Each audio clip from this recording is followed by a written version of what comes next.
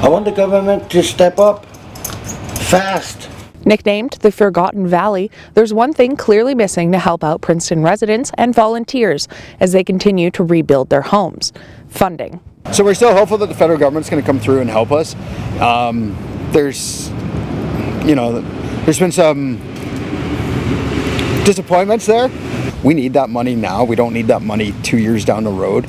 And that's a real concern to me, that the federal government, the most senior level of government in this country, is not here to support us. Very little funding, but it is what it is. I mean, you can't ask much from Trudeau. Volunteer organizations have been working tirelessly alongside homeowners who wouldn't otherwise be able to complete the repairs. We're just only beginning.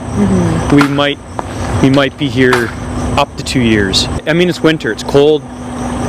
Most houses don't have power, so it's tough unless you have the resources. A lot of people don't, but it's a slow process.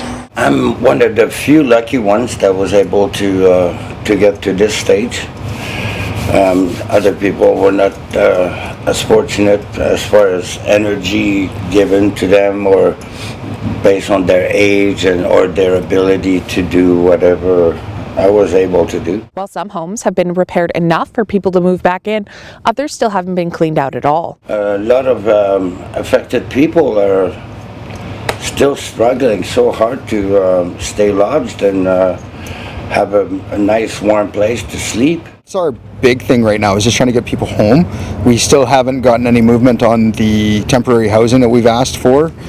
We have a 0% vacancy rate in the community, so we've still got people from Kelowna down to the Osoyoos. As spring comes into the picture, residents worry about what more flooding could look like. Make sure that the dike is going to hold, because I might be doing this for nothing. We feel good about what we've done and what works are in place.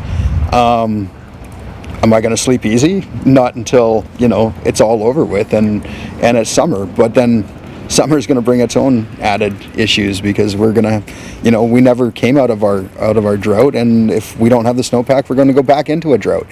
And that goes back to, again, if Ottawa says this is climate change, this is the face of climate change. Well, we were forest fires, like record forest fires, record flooding. We've been in a drought. Like, when does it stop?